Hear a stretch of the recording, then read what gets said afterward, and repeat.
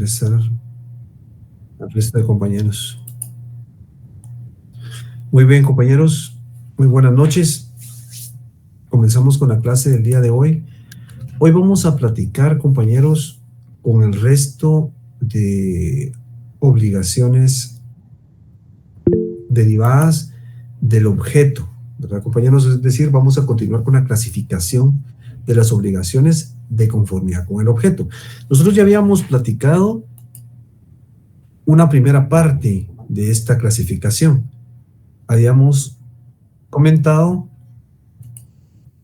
que para tener un poquito más clara esta clasificación, teníamos que tener claro el concepto de prestación. Prestación es la actitud que asume el deudor en relación a la obligación de dar o no dar, de hacer o no hacer. Entonces, en este caso, nosotros habíamos platicado sobre las obligaciones positivas.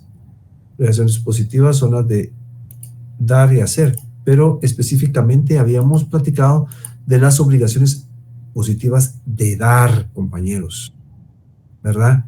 Y comentamos también cómo es que se dividen las obligaciones positivas de dar, ¿verdad? Las obligaciones positivas de dar pueden asumir básicamente 4 formas. La primera son traslativas de dominio, es decir, cuando se transfiere la propiedad, una persona dispone de la propiedad de un bien y transmite la propiedad. Luego, las obligaciones que son constitutivas de un derecho real, es decir, se tiene que constituir un derecho real, se ejerce un poder inmediato y directo de una persona sobre un bien, es decir, puede constituir un usufructo, puede constituir una servidumbre. Luego tenemos las obligaciones que tienen por objeto la restitución de la cosa ajena. En estas teníamos el caso de las cuentas de depósito. Si yo voy y aperturo una cuenta de depósito en el banco, luego quiero retirarlo, el banco pues me da la posibilidad de que yo retire todo ese dinero, me devuelve lo que no es de ellos. O sea, ya ellos obtuvieron su beneficio, pero se devuelve la cosa ajena. Y por último, tenemos las que tienen por objeto el pago de lo debido. Dentro de estas, compañeros, tenemos los mutuos, ¿verdad? Con garantía hipotecaria, o los préstamos, ¿verdad? Entonces ahí tenemos que devolver lo que nos prestaron. Entonces, esas 4 formas son las que en determinado momento asumen las obligaciones positivas de dar, compañeros. Pero hay una particularidad. Como se está entregando un bien, ¿verdad? O se está trasladando de una persona a otra, entonces surgen 2 teorías. La teoría de los riesgos, para saber qué pasa o quién tendrá que responder si el bien se afecta o se destruye. Y por último tenemos la teoría del saneamiento, que es esa especie de garantía que se otorga al comprador cuando el bien inmueble o tiene un proceso judicial pendiente o tiene vicios el bien y no funciona bien, no funciona correctamente. Entonces, eso fue lo que vimos en estas últimas clases. Ahora vamos a continuar con esa división que existe en las obligaciones de conformidad con el objeto. Ya habíamos visto las obligaciones positivas de dar. Ahora veamos las obligaciones positivas de hacer, compañeros. Las obligaciones positivas de hacer es cuando el deudor o la persona que está obligada no tiene que entregar un bien, no tiene que trasladar un bien, sino que en determinado momento tiene que concretar una conducta, ¿verdad? Tiene que en determinado momento desarrollar una conducta, utilizando todas las fuerzas que el intelecto le otorga. Entonces, o cuestiones físicas, ¿verdad? Por ejemplo, yo contrato a una persona para que pinte mi casa, entonces es una obligación positiva de hacer. Él tiene que realizar una acción, no me tiene que entregar un bien, tiene que realizar una acción. Estas realmente se refieren a eso, ¿verdad? A la realización de una determinada acción o la prestación de un servicio. Entonces, pero tienen algunas particularidades. Por ejemplo, el hecho de que las obligaciones positivas de dar se tenga que entregar un bien hace que las mismas sean fácilmente sustituibles, ¿verdad? Que en determinado momento lleguen a un acuerdo y bueno, lo que vamos a entregar va a ser otra cosa o con el mismo valor, a eso se refiere. Pero también existe el hecho de que las obligaciones positivas de hacer no son tan fácilmente sustituibles, más bien caen en el terreno de lo insustituible, ¿verdad? Por ejemplo, el caso de que contratamos a un pintor, necesito yo elaborar un cuadro. Y digo, bueno, vamos a contratar a, realmente él ya falleció, pero para el ejemplo, contratamos a Picasso, ¿verdad? A Pablo Picasso. Cuando se hace un tipo de una contratación de ese tipo, compañeros, entonces no es tan fácilmente sustituible, ¿verdad? Porque tiene que ver con las aptitudes de la persona, las aptitudes ya sea intelectuales, intelectivas o corporales. A eso es a lo que se refiere exactamente la obligación positiva de hacer. Por eso es que no es tan fácilmente sustituible, ¿verdad? Algunos autores consideran que es insustituible, pero otros dicen que es más difícil de sustituir, ¿verdad? Hay alguna dificultad para poder sustituirlo precisamente por esto, porque hay fuerzas intelectivas o corporales, es decir, funcionan ese tipo de situaciones, están involucradas. Entonces, esa es la diferencia que existe entre las obligaciones positivas de dar y las obligaciones positivas de hacer. Las obligaciones positivas de dar se sustituye fácilmente porque lo que se sustituye es el bien, pero en las obligaciones positivas de hacer no son tan fácilmente sustituibles porque intervienen las aptitudes, ya sea intelectuales o corporales de la persona. Entonces, en las obligaciones, para concluir esta situación, en las obligaciones positivas de dar, el deudor o el obligado saca provecho del bien que se entrega. Ahí obtiene el beneficio. Pero en el caso de las obligaciones de hacer, se saca provecho de la conducta del deudor, ¿verdad? De esa conducta que el deudor asume. Entonces ahí se saca provecho no de un bien, sino de la conducta de la persona. Entonces esa es la diferencia que existe entre las obligaciones positivas de dar y las obligaciones positivas de hacer, compañeros. Ambas son obligaciones positivas, porque en una se entrega un bien y en la otra se hace algo, ¿verdad? Veamos ahora la siguiente diapositiva.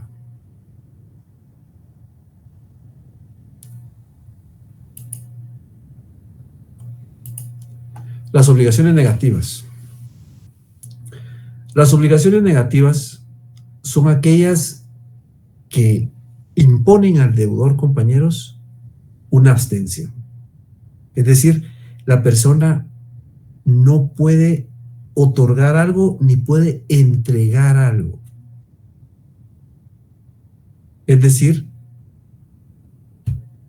no va a dar un bien ni tampoco va a realizar alguna actividad. Entonces eso se le llama conducta de no dar o conducta de no hacer, ¿verdad? Fíjense que muchas veces incluso en los contratos de mutuo, en los préstamos, hay una conducta, puede asumirse ahí una conducta, a pesar de que son de conductas de dar, ¿verdad? Es una obligación positiva de dar, puede convertirse en determinado momento en algunas partes como una obligación negativa de no dar. Por ejemplo, puede establecerse, mire, las amortizaciones no se realizarán de tal a tal fecha. Eso no se realizarán sino en un futuro. En un futuro, en tal y tal fecha comenzarán. Entonces quiere decir que durante ese lapso de tiempo no se realizarán. Entonces eso es una obligación de no dar. O el hecho de que en determinado momento pueda realizarse una venta. Yo les colocaba aquí el ejemplo de un almacén que traslada o que vende artículos deportivos, pero se lo compran, ¿verdad? Entonces, lo que sucede es que el comprador se obliga a que en el espacio de 10 kilómetros a la redonda no va a colocar un almacén que distribuya en determinado momento artículos similares. O el hecho de que una persona esté trabajando y se vaya con la competencia. Eso es un poquito complicado. Entonces, puede que en algún momento haya una prohibición para que haga eso. Entonces, es el no realizar alguna actividad donde intervengan, obviamente, sus aptitudes volitivas o corporales. Entonces, eso, compañeros, es la obligación negativa, ¿verdad? Lo contrario a las obligaciones positivas. Obligación de no hacer y obligación de no dar, ¿verdad? Entonces, esas son las obligaciones negativas, compañeros. Pero dentro de las obligaciones, dentro de esta clasificación que se deriva de los bienes, existen otras obligaciones que se generan, siempre determinadas por el bien, ¿verdad? Esa realidad material en la cual intervienen. Entonces, las primeras son obligaciones generales y obligaciones especiales o específicas. En las obligaciones generales son aquellas en las cuales no hay especificidad, ¿verdad? No son específicas en relación al bien, no se detallan concretamente, y eso puede traer un problema, porque en determinado momento puede ser que el notario establezca al momento de elaborar un contrato, ya vimos que los contratos son fuentes de las obligaciones, en el cual se tenga que entregar a otra persona un vehículo. Supongamos que ese va a ser el pago, ¿verdad? Le voy a entregar el vehículo. Pero no se establece qué tipo de vehículo, ¿verdad? Si va a ser un vehículo,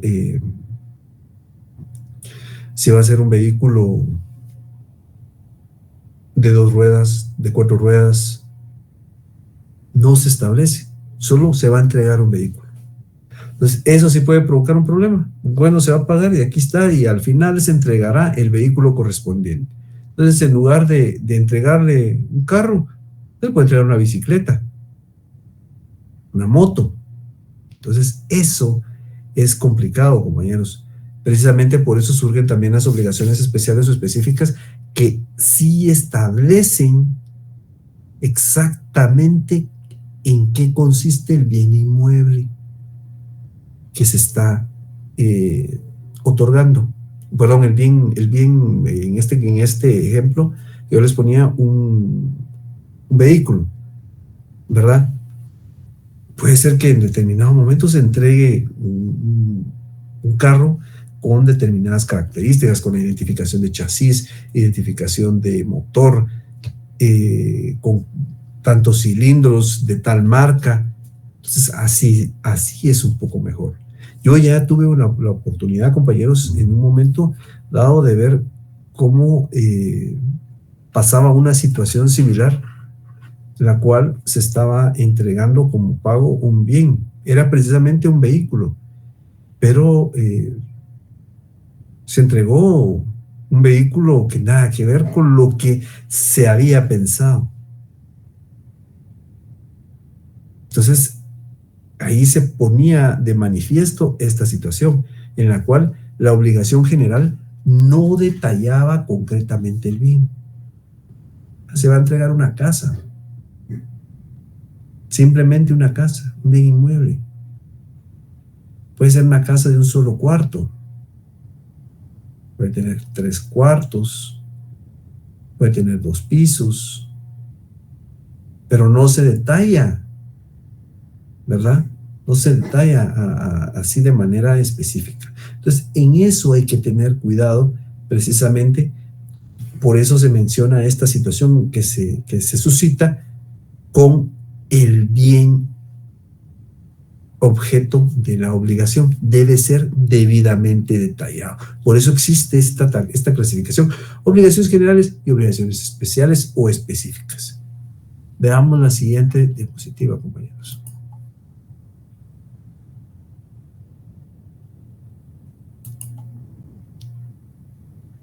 Obligaciones alternativas o disyuntivas. Las obligaciones alternativas o disyuntivas, compañeros, son las que tienen por objeto varias prestaciones y en las cuales solo se debe de cumplir una. Solo una se tiene que cumplir. El ejemplo que yo les traslado aquí es cuando se presenta un proceso sucesorio, ¿verdad? Y se le está legando a una persona una finca. Pero puede ser que haya varios objetos, ¿verdad? Entonces se le lega una finca o una casa, pero no pueden ser las dos. Entonces, esa es una obligación alternativa. Para el cumplimiento, tiene 2 o más posibilidades, pero no serán ambas, sino solo una de ellas se cumplirá.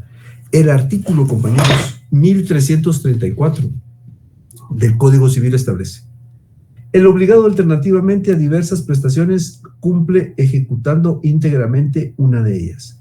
El acreedor no puede ser compelido a recibir parte de una y parte de otra. Simplemente por eso es alternativa, por eso es disyuntiva, por eso tiene la literal O. Entonces, o se toma una o se toma la otra, pero no las dos al mismo tiempo ni parte de cada una. Veamos ahora la diferencia que existe entre las obligaciones alternativas, compañeros, y las obligaciones generales o genéricas, ¿verdad? Las obligaciones alternativas, como vimos, son aquellas que presentan varias alternativas, valga la redundancia, pero solo se va a cumplir una. Y las obligaciones generales o genéricas son aquellas que no describen correctamente el bien, pero hay una particularidad en cada una de ellas, una característica bien especial. En relación a las obligaciones alternativas, pues las mismas pueden ser de distinta naturaleza. Puede ser que sea una casa y me vayan a dar un carro. Perdón, una casa, me van a dar una casa o me van a dar un carro. Una u otra. Y tenemos también las generales. Las generales sí son de la misma naturaleza. A pesar de que no se describe muy bien, si hay varias, todas serán de la misma naturaleza. Por ejemplo, son vehículos. Es un vehículo, todos van a ser vehículos. la variedad que existe, todo va a ser del mismo género. En cambio, en las alternativas, ¿no? En las alternativas es diferente. En las alternativas hay, o una es, por ejemplo, una casa, la otra puede ser un carro, la otra puede ser una moto, y así. O la otra puede ser dinero. En cambio, en las generales, no. En las generales, todas tienen que ser de la misma naturaleza. Ahora veamos las obligaciones facultativas, compañeros. Las obligaciones facultativas están contenidas en el artículo 1341. Leamos el artículo 1341. Las obligaciones facultativas es la que, no teniendo por objeto sino una sola prestación, da al deudor el derecho de sustituir esa prescripción por otra. Esa prestación, perdón, por otra. Fíjense que esto es algo que se utiliza con alguna frecuencia, compañeros. En estas solo se va a cumplir con una prestación, pero pueden sustituirse. Pueden ser sustituidas. Entonces, supónganse, voy a pagar 550,000. El deudor. Y le dice al acreedor, bueno, mire, ¿será que puede aceptar en lugar de los 550,000 una casa? Entonces, el acreedor, bueno, está bien. Entonces aquí está la facultad de sustituir la prestación que inicialmente se había planteado por otra, ¿verdad? La prestación que se estableció al principio se llama principal, ¿verdad? Y si se sustituye, se le denomina sucedánea. Entonces, en esto es cuando se sustituye. Muchas veces se da eso, compañeros, cuando al momento del cumplimiento de una obligación, mire, fíjese que realmente el dinero que me está solicitando no lo puedo pagar, ¿verdad? Pero lo que tengo es un carro, tengo una casa, y creo que con eso puedo cumplir con lo que le debo. Realmente aquí el deudor lo puede plantear, pero el acreedor tiene que en determinado momento aceptarlo, a menos que sea una obligación facultativa, porque aquí la misma ley dice que el deudor puede sustituirlo. El compañero David Tull levantó la mano.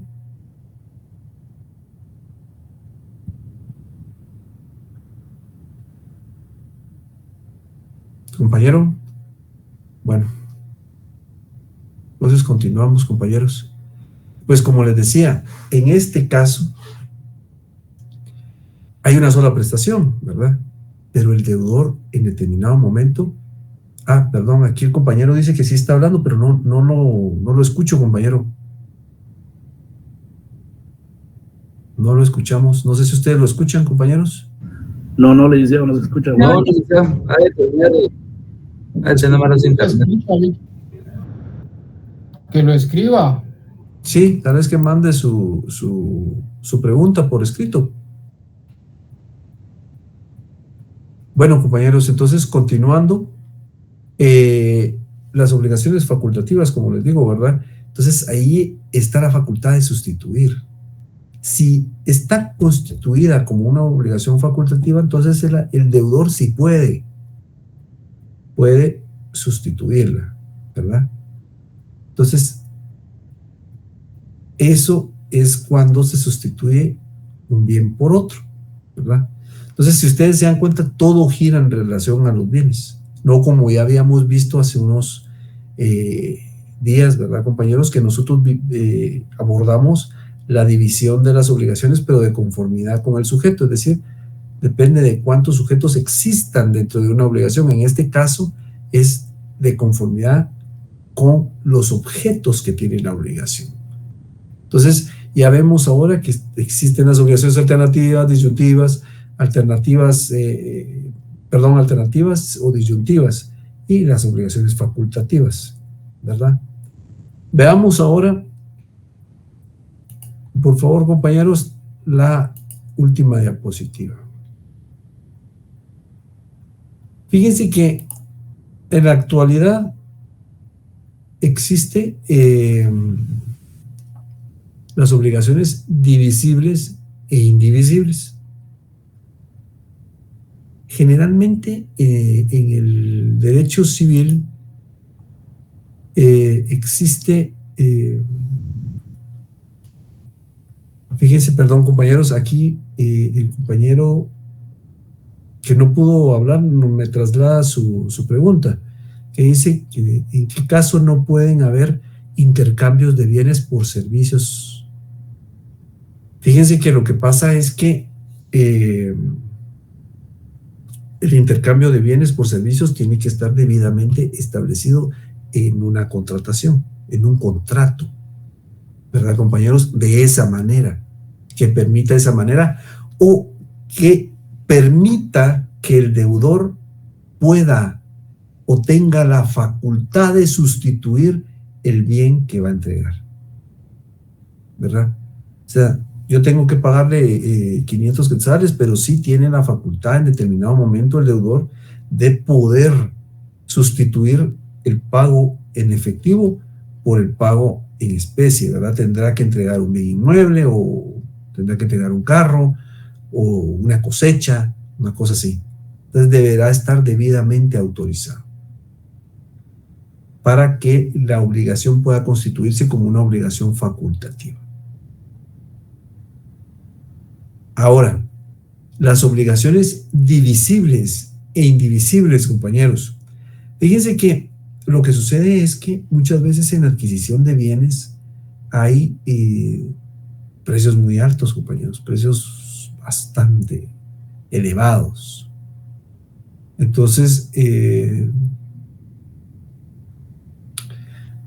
muchas veces el pago para cumplir con la obligación es complicado. Entonces, se suscita la situación de pagar por abonos, ¿verdad, compañeros? 10 pagos precio contado, dicen por ahí. Por ejemplo, compro una televisión que cuesta 10,000 quetzales en 10 pagos de 1,000 quetzales cada uno. Entonces, eso permite que la obligación se divida, que la obligación sea divisible.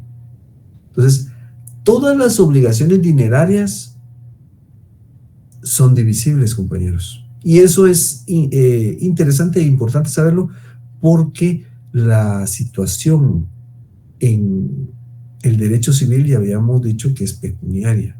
Todo es dinero, ¿verdad? Todo es pecuniario. Entonces, en este caso, las obligaciones dinerarias siempre van a ser divisibles. Pero las obligaciones en sí, en las cuales su cumplimiento es la de entregar un bien, pueden ser, o alguna otra situación, podrán dividirse en varias partes para poder cumplirse. Pero aparte, tenemos otras que no son divisibles, compañeros, ¿verdad? Que en determinado momento no se pueden dividir porque el bien se menoscaba, ¿verdad? El bien pierde su valor. Entonces yo les ponía aquí el ejemplo de un caballo de carreras, ¿verdad? Que pertenece a 3 personas.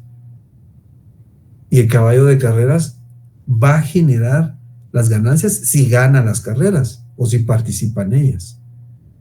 Pero ¿cómo se lo van a dividir? Sin menoscabarlo. Si lo dividen, lo matan.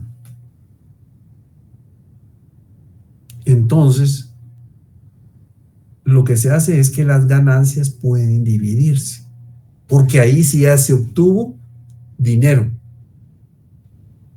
que es divisible. Esto también se aplica, compañeros, a los semovientes, ¿verdad? Los semovientes, en determinado momento, como tienen que realizan algunas actividades en el campo, tienen que arar el campo o alguna situación así, Entonces, lo que sucede es que si se quieren dividir, pues se pueden morir, ¿verdad? Entonces ahí se pierde, ¿verdad? Porque hay un menoscabo en relación al bien. Entonces, como podemos ver, compañeros, en algunos casos las obligaciones son divisibles, ¿verdad? La realidad material, el bien es divisible, y en otras no lo es. Pero cuando no es divisible, hay que tratar de dividirlo de otra manera, con tal de que entonces no pierda la obligación su factor material. A eso es a lo que se refiere, ¿verdad? El hecho de que sean indivisibles o divisibles.